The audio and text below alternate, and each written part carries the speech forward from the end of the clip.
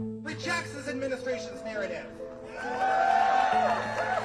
We will not allow our identities to be invoked to destroy Harvard. We will not allow our identities to be invoked to undermine institutions of higher education. And we will not allow the administration to wield our identities as a pretextual prop in the political persecution of our peers. The Jewish sage Ben Zoma asked, "Who is wise?" His answer, which is recorded in Ethics of the Father, says, "He who learns from everyone." I can tell you that in my time at Harvard, I have learned so much from the international community. There are problem set partners, our peers. They've been my co-editors at the Crimson. Most importantly, they're our friends. The idea that the wise man is one who learns from everyone is not just a Jewish idea. It's an American idea too. It's why we're a nation of immigrants. It's why people, like my great-grandmother, fought desperately to get a visa to come here. It's because we recognize that there is an important difference and that we can learn from everyone. We will not stand for this. Not the Harvard community and not the Jewish community.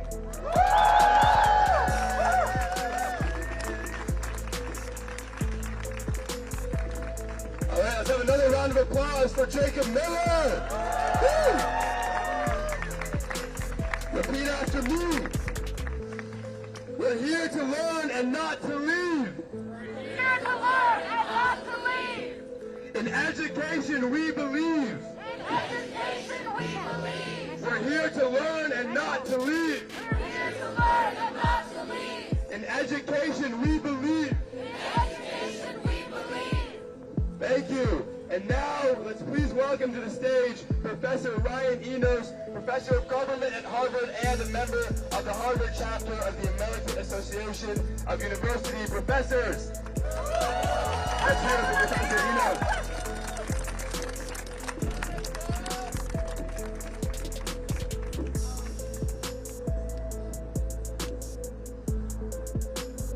Hello. There's nowhere I'd rather be right now than seeing all these international students and their supporters. We need you here, all of you, because you're now all part of a struggle that's bigger than ourselves. This has not been a fight that you asked for, but let me tell you, I know that you are all up for this fight. I know this because I know you. I've worked here for 15 years, and I will tell you that the international students that I have taught and worked with are the finest people I know. There is no Harvard without them. There is no Harvard without you. And because of that, we stand united. We will fight to keep all of you here at this university. Each and every one of you is worth fighting for. You each earned your place at Harvard. But we have to understand that this is not just a fight for international students. And it's not just a fight for Harvard.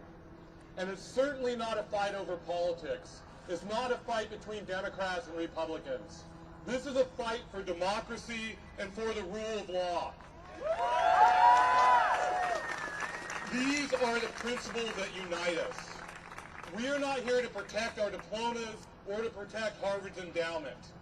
We are here because of an idea in America, represented by all of you, that is worth fighting for. It tells you a lot about an institution or about a country if people come from across the world to be there. It also tells you a lot about a country when it sends its people across the world to help others. You know, I know this because in a certain way, I started my life as an international student. I was born as an American citizen, but not in this country. I was born in what was then West Germany. My very earliest perspectives were as a visitor, learning and being nurtured by another country. But the important part is why my family was in Germany. At the height of the Cold War, the struggle between tyranny and freedom, between dictatorship and democracy, my father was stationed in Germany as part of the American military. And he was one of millions. When America was taking a stand for democracy and for a way of life, millions of men and women from the United States uprooted their lives, and American taxpayers paid with their dollars to be in the front line of freedom. It was America that took on that duty. We didn't leave it to somebody else to protect freedom. Now look, I'm not naive. I understand history. So I know that America was not perfect in its history. And I'm not asking you to believe that America is perfect now, but I'm asking you to believe in an idea. The idea that America can stand for something great. When my family was overseas, it was standing for something remarkable. It was a country that used its wealth and power to try to make the world a better place. For many of you, it was this idea of freedom and democracy and the blessings that flow from these that made you want to come to America. This is the noble idea of America, an America that brings in, teaches, and nurtures the best and the brightest from around the globe and gives so much back to the world. An America that sends its citizens and our science and our ideas around the world to better humankind. An America that stands for democracy, for the idea that a government is for the people and by the people. An idea that people, all people, have certain inalienable rights. But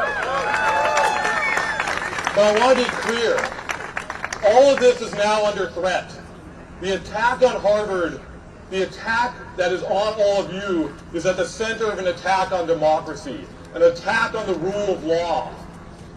There's a reason that Donald Trump's attempt to keep international students out of Harvard was blocked by a judge in less than 24 hours. It was blocked because it's blatantly illegal. It not only violates statutory law, but it violates the American constitutional protections of freedom of speech and due process. Freedom of speech and due process, these are the foundations of the American system. These are the foundations of a free society. But Donald Trump is attacking these freedoms because they get in the way of his authoritarian takeover. This is what authoritarians do. And look, I know it may surprise you because he seems so obsessed with us, but Donald Trump doesn't actually care about Harvard. He wants to take Harvard down because universities stand for free ideas and for free speech. Free ideas and free speech get in the way of authoritarians. And so like authoritarians before him in places like Russia, like Turkey, and like Hungary, Donald Trump is attacking universities. And like other authoritarians, Donald Trump is attacking the most vulnerable members of our society, including immigrants.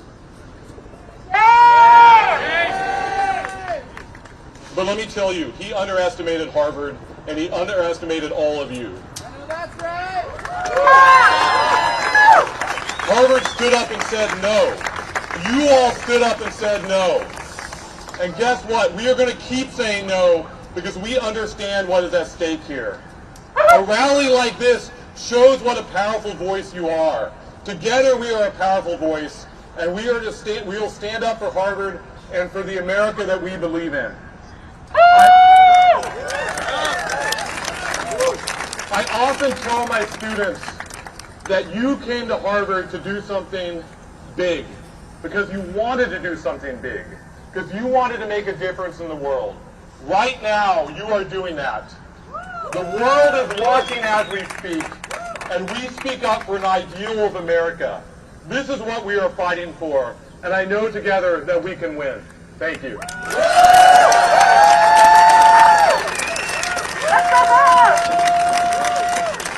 And another immense round of applause for Professor Ryan Enos. All right, we're going to do a few more chants before we hear from our next, another fabulous speaker. Harvard's voice is loud and clear. Harvard's voice is loud and clear. Every student's welcome here. Every student's welcome here. Harvard's voice is loud and clear. Harvard's voice is loud and clear. Every student's welcome here. Every student's welcome here. All right, now we're going to hear From another speaker, a student, Clive Lawrence, who is an incredible student organizer and a sophomore concentrating in government. Let's please welcome Clive to the stage.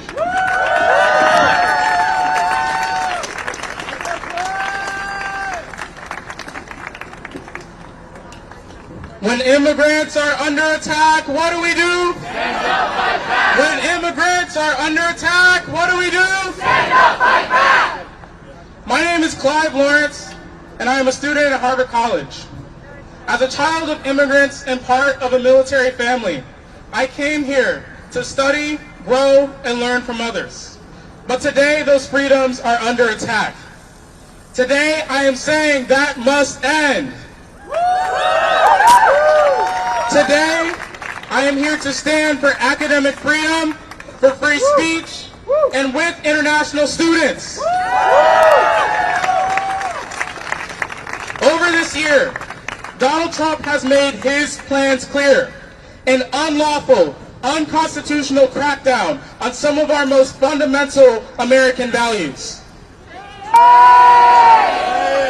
He is attempting to bend our institutions to his will.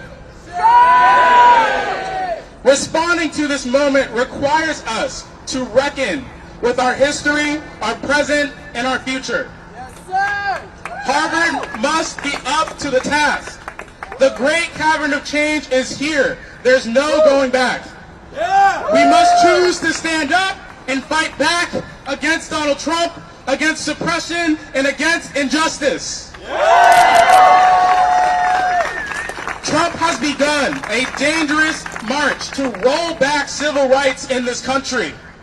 We've seen his vicious, racist attacks on speech and diversity, and his alliance with far-right billionaires who amplify fascist rhetoric. In broad daylight, if we want any chance of stopping their authoritarian agenda, we have to do it now, right here at Harvard and throughout our communities. When immigrants are under attack, what do we do? Stand up, fight back! When immigrants are under attack, what do we do? Stand up, fight back! That's right. What you hear in the news about Harvard isn't isolated. It's coordinated. An assault on dissent, on community, and on institutional independence. And we know this because of where Trump started. It has been 80 days since Mahmoud Khalil was detained for his political speech. A warning to every international student who dares to speak out that ICE could just disappear them from campus. It's been over a month since Trump began cutting Harvard's research funding, jeopardizing our university's core mission. And just under a week ago, Trump made one of his most brazen attacks yet, revoking our campus's ability to enroll international students. Shame! Shame! Are we going to let that stand? No! Are we going to let that stand? No! What do we need to do? We need to stand firm! Stand firm! Stand firm! Stand firm! Stand firm! That's right. We have to end these attacks. It is up to us, each and every one of us. You already know this by being here. Harvard's mission is under siege, not in theory, but in practice. Trump's policies are choking our ability to teach, to learn, and to grow. But we also know something else. When students build power, we win. When campuses build power, we win. When communities build power, we win. History proves it. When students push back against oppression, when we organize with working people and fight for justice, we what? We win. At Harvard, we are joining a long line of anti-war movements, of civil rights movements that show how exactly we can bring about change. And today, we commit ourselves again to resistance and solidarity, especially now more than ever for our international peers. But we must be clear. This is not the kind of solidarity where leaders say one thing and do another, or worse, don't do anything at all. Harvard will only continue fighting for its international students as far as we push it to. Because we mobilize, we can be proud that Harvard is taking Trump to court. But if we want our campus to truly reflect justice, inclusion, and belonging, we must go further together. So let's keep building this movement. For students here, join student groups. For communities here, join community organizations. March in solidarity. Demand protection for our peers and hold our university accountable every step of the way. Because history doesn't remember those who sat quietly while democracy was dismantled. They remember us, the ones who organized, the risk takers, the ones who stood up when it mattered most. We are those people. We are that moment, and our power is just beginning. Let's get to work. Thank you.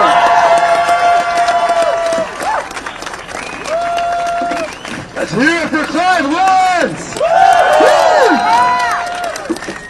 All right, we're going to do one more. Repeat after me. You guys are doing great with those. Who belongs in class today?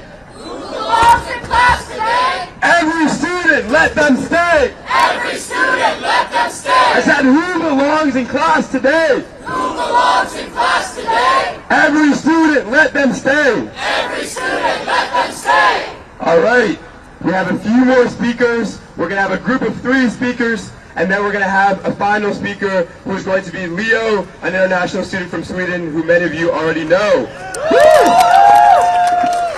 Now, as many of you know, the Trump administration has intentionally created a climate of fear, both across the country and right here on our own campus. And while many courageous international students have spoken out publicly, including one you'll hear from very soon, others are understandably afraid to speak up, afraid of retaliation, afraid of deportation, afraid for their livelihoods, and afraid for their futures. But these students must still be heard, and so Students for Freedom created an anonymous submission portal where international students could more safely share their stories. Today, we will read some of those stories out loud. To protect the international students who share these testimonies anonymously, 3 domestic students will stand in their place and give voice to their words. Woo! Now, when you hear these personal testimonies, American students speaking the words of their international classmates, we hope that you will recognize, that you will understand that our voices are united. You cannot divide us, domestic and international alike. We are part of only one university. And for every student who cannot safely speak out, there is an American student ready to defend them, to stand beside them, and to speak up with them.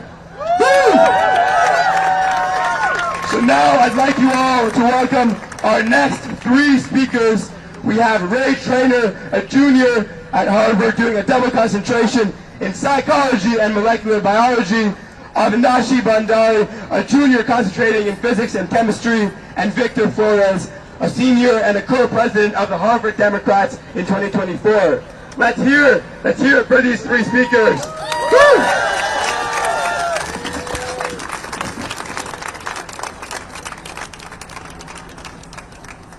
Can everybody hear me? No! Can everybody hear me? Yeah! Awesome! Okay, so this is my first time speaking at a protest. Thank you. And as a science student at Harvard, I know that international students contribute so much to our scientific community and to our community of friends. I could say so much about how Trump is targeting our research and our student body, both our ability to produce knowledge and to share it. But I want to talk a little bit about what it was like to help organize this protest. I would say that for every student I talked to who said that they were excited to come and that they could make it, I talked to someone else who was afraid to come. Yeah. That is abominable.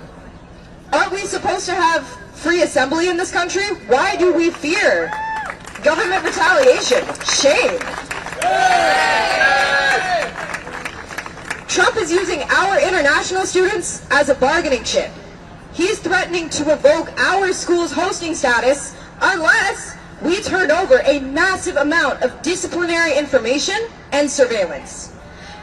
This is information we are not legally required to give, and once he has it, he will use it for his own nefarious ends. He will use it to attack student protesters, like all of you standing here today. Shame.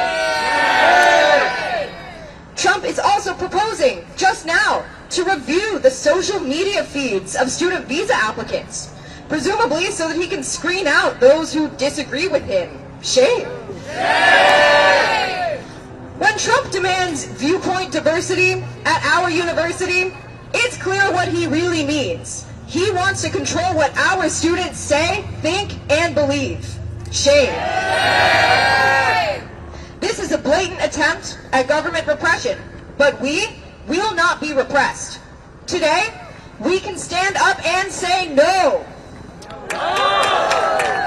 We can say that our international community is too valuable to use as a bargaining chip.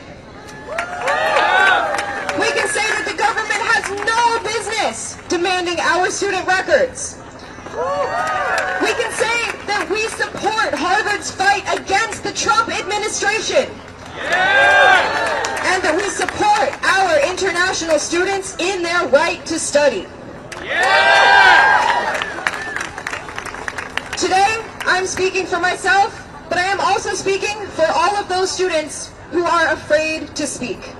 They have submitted anonymous statements because they fear retaliation, a sentence I never thought I would have to say in America. But even in our fear, we will not be silenced.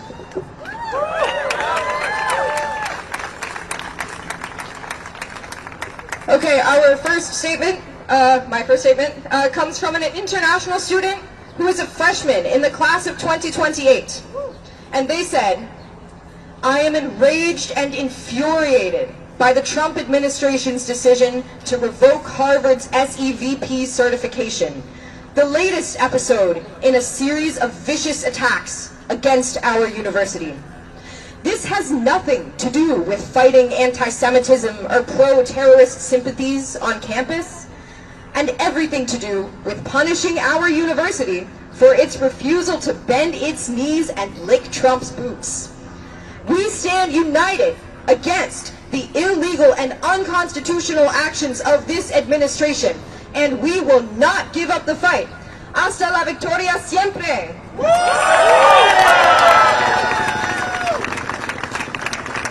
A Harvard International student from the class of 27 wrote this: "Trump's attack on Harvard and on us international students has been deeply impacting my mental health, performance in school, and future. Shame. As a government student, my focus has shifted from understanding the world to fighting for my own rights in a country that is built on the very idea of freedom. No country can ever take democracy for granted, and I hope that people will stand up for it. Suddenly, everything in my life feels uncertain, including coming back to America in the fall. Seeing what happened to students who speak out, my family is really worried about my safety in the U.S. Shame. I'll turn it over to our next speaker, Avinashi. Can you hear me? All right. Yeah, I want to echo a lot of what Ray has said. I'm appalled just to have to be up here to defend my international student, friends. This is a place that I never thought I would get living here in the U.S. But I want to speak as a physics and chemistry concentrator. I've found that frequently, actually, we're some of the least vocal activists on campus, which at a time like this would be a real injustice. As people studying science, we know that the only way that we can successfully do so is by collaborating with all students, especially international ones. I can speak from my own experience here, right? Like, some of the best students and best PSET partners I've encountered have been international students. They bring unique approaches to problems as well as incredible friendships outside of the classroom. I want to just ask the students here to reflect on the professors they've had at Harvard. For STEM concentrators, I can say the majority, if not all of us, have had an international professor at some point. And that is because we need the experiences and viewpoints of a diverse group of faculty in order to perform the rigorous research that we strive for. The attack on Harvard and its international students is part of a deeper effort to defund and dismantle the academic world. It's an attempt to reroute our brightest researchers into private corporations, stripping academic institutions of their power. But is that how academics have historically responded in the face of fascism? Have the majority sided with the nationalistic pushes of their home governments? No. And that's exactly what led to the brain drain in Europe in the 20th century. When academia fell apart, we saw an influx of brilliant academics into the US, and by taking them in, we were able to become the center of research that we are today. America has always benefited from being part of the international scientific community. Iconic achievements like the Human Genome Project simply wouldn't have happened without foreign-born scientists who came to the US to study and work. International students educated in the US have gone on to win Nobel Prizes and make groundbreaking contributions to knowledge across the world. This is what Donald Trump is attacking today. The US is only able to call itself a hub of scientific prowess because of the international community of researchers that live here. And by blocking Harvard from enrolling international students, we lose the ability to foster the scientific community at all. So that's speaking from the perspective of a scientist, but I also have some students, some submissions from international students here that I will read. So this is from a student in the class of 2027, and they said that diversity at Harvard, defined in large part by the international community, is the reason that I came to Harvard. Trump and his administration's attacks on Harvard are simply an attempt to censor schools that don't comply with his legal, unconstitutional orders. I am stunned by the shamelessness of everything that is being done, and the fact that behavior like this is normalized is the biggest problem. Active pushback is required from all of us.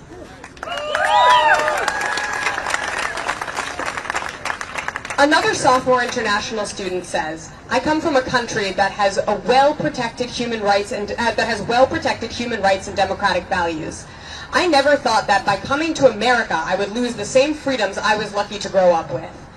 In light of recent events, I worry that this country is on a path towards authoritarianism, something that will harm even Americans. I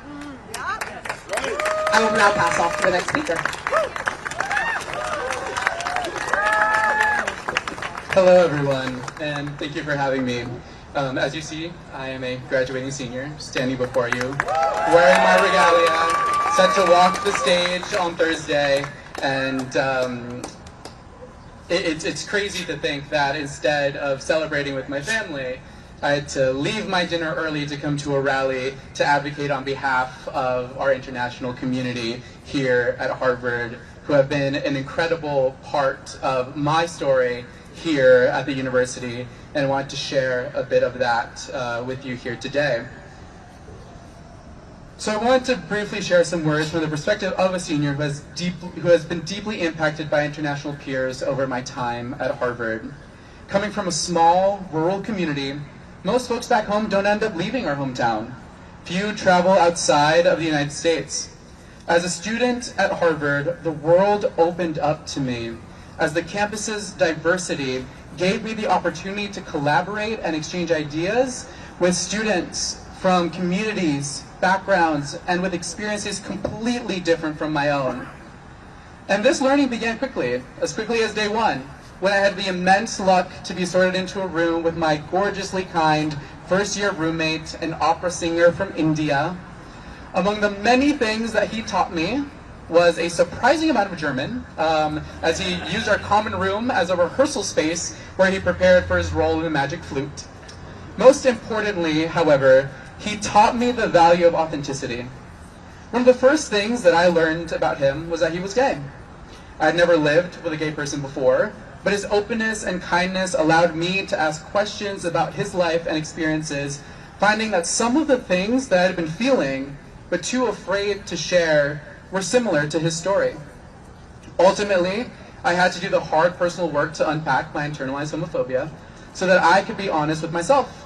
I am queer, and seeing how he was able to find love and community in an environment arguably far more dangerous than my own gave me the confidence to be my authentic self.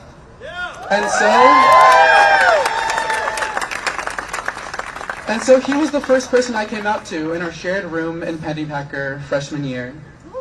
I share this to say that I would not be the person that I am today without the relationships I have built with my peers, both international and domestic, here at Harvard.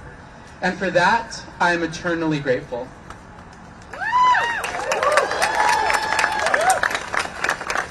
It is also to say that the events over the past few months have made clear that capitulating to the Trump administration by eliminating affinity graduations or providing the disciplinary records of students without telling them what of their records has been shared will never be enough. Harvard must remain steadfast in its commitment to the value of diversity that made my experiences possible.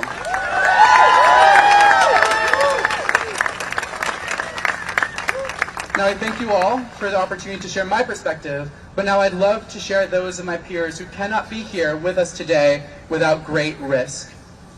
From the class of 2027, to everyone, no matter where you lie on the political spectrum, I hope this matter opens your eyes. College is an opportunity to learn from your peers. The perspectives international students bring to the table make their peers better and more prepared to take on the world. Harvard is not Harvard without its internationals.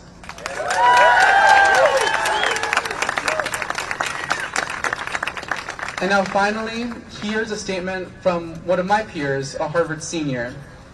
The Trump administration says that it is a privilege for Harvard to host international students and for international students to be here. It is indeed a privilege, not one bestowed by a man, but by the constitutions and the laws of this country. We applied to Harvard, got in, went through the lengthy visa process. We followed all the laws. We earned it. Anyone who cares about the rule of law should be against this blatant violation of the law.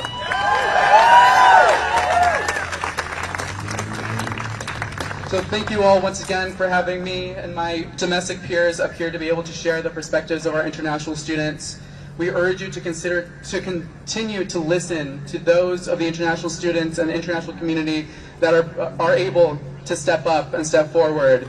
And for those of you who are fearful, rightly so, know that you have the backing of the rest of the Harvard community to stand up for you, to be your representatives, and to advocate so that you don't have to risk being here to do so.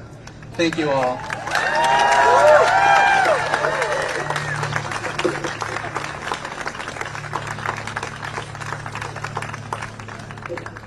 Let's hear another round of applause for Ray, Avinash, and Victor. Woo! We won't be split. We won't divide. We won't be split. We won't divide. History is on our side. History is on our side. We won't be split. We won't divide. We won't be split. We won't divide. History is on our side. History is on our side. Now, gathered here today, we understand why it is so important to stand united and to stand organized against the Trump administration today. And that is because organized power is real power. It is by standing with our friends, our peers, our community members in solidarity that we can fight the good fight and that we can win. Woo! Because when immigrants are under attack, what do we do? Stand up, fight back! I said when immigrants are under attack, what do we do? Stand up, fight back! What do we do? Stand up, fight back! What do we do? Stand up, fight back! And now finally, before I introduce our final speaker, I'd like to plug in our Instagram, because that is how we will stay connected over this summer, because this fight is not over this semester. It is not over with graduation in 2 days. The Trump administration has 7 more semesters worth of attacks on Harvard, and so we cannot back down now. And so our Instagram is Harvard Students for Freedom. The 4 is the number 4. Again, that's Harvard Students for Freedom. And you can join there with a link in the bio. Thank you. And now, last but very, very certainly not least, I'd like to introduce a dear friend, an international student from Sweden, and a co-founder of Students for Freedom. Let's hear it for Leo! Woo!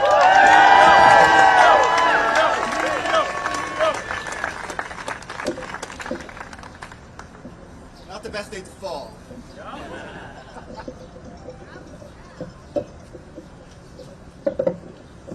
Great, can you all hear me? Great. Thank you so much, Nouriel, and thank you all who showed up from the Harvard community, from the Cambridge community, and beyond.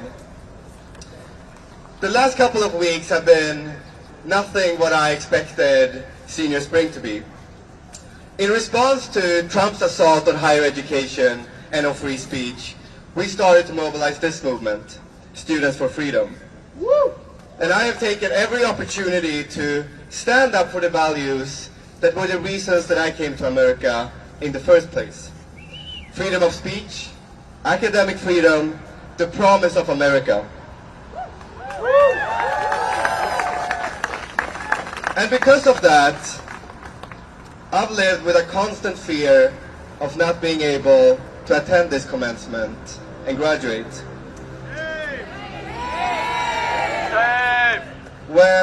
When a man looks at me for a couple more seconds than usual, my heartbeat has started going up. Because it might be an ICE agent who's about to detain me like they did with Romesa Ozturk, Mahmoud Khalil, and Xenia Petrova. I can no longer count how many times people have told me that what I'm doing is too risky, that I need to get a lawyer, that it's not worth it, that I should be careful with what I say. And that, my friends, should be proof enough that this country is on a very, very dangerous track. And in his attempt to dictate our speech and take over this university, Trump is willing to use all internationals as poker chips, as collateral. It is deeply, deeply dehumanizing. He's throwing people's lives into chaos, and the uncertainty itself will deter people from coming to America to study and do research. Because without these international students, Harvard is not Harvard. That's right.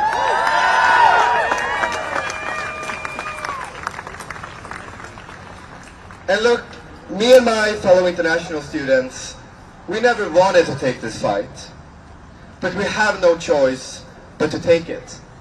Because if we start to give in, he's going to demand even more. If we hand over a couple of names of students who, say, participated in a protest, he's going to come back and ask for 100 more. If we fire a few controversial professors, every economics professor who criticizes his tariffs, or a medical researcher who develops vaccines, or a law professor who simply teaches the Constitution, all of them will then be at risk. That is why we have to stand firm, we have to stand united, because we will never, never surrender our independence. So Harvard, please join me in saying no to every single one of Trump's demands. Are we going to let Trump dictate what can be said in our classrooms? No! Louder! No! Are we going to let Trump fire professors who disagree with him? No! Are we gonna let Trump install himself as provost of this university? No! Never, never, never, never, because doing so would be a shame to the ideals and values that this place is supposed to install in us, and that we celebrate this week in particular. Veritas, the right to voice dissent, whether it's in the classroom or it's from the stage of a protest. And doing so would be a shame to the people who walked before us. Those who fought on this very ground 250 years ago to reject a British monarch in favor of a free country. Those who fought for black students to be admitted to this campus. Those who fought for women to be admitted to this campus.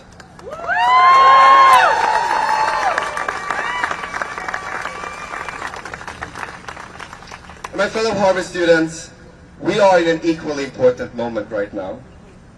One that will define not only the history, the course of history of this university, but one that will serve as an example for the rest of the country, for the rest of the world. Because if we give up, others will surely follow suit. We can never allow that to happen. We will never allow that to happen.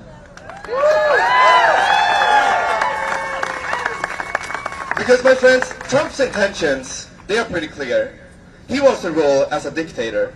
He's gonna continue to make demands, threats, trying to intimidate us, trying to crush any resistance. But whether he succeeds or not is up to us. We have the choice of whether to accept it or rise against it. We have agency. We, the people, have the ultimate power over the direction of this country.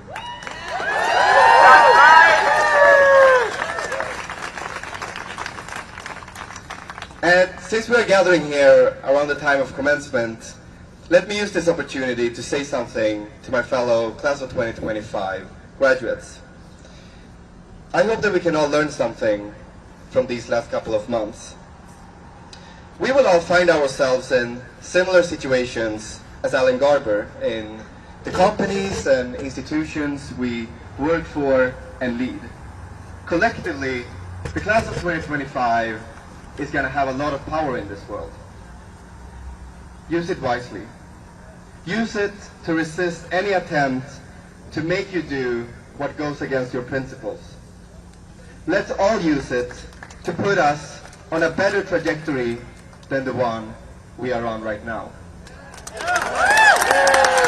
Thank you all for listening.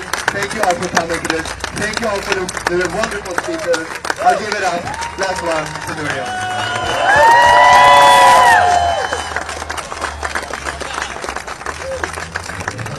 Alright, thank you everybody for being here. Again, follow the Instagram Harvard Students for Freedom. Stay connected, stay in touch, and don't give up the fight. Thank you.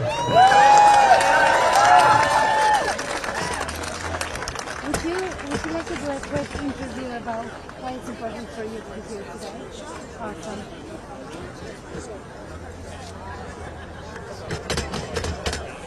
And your baby is so cute.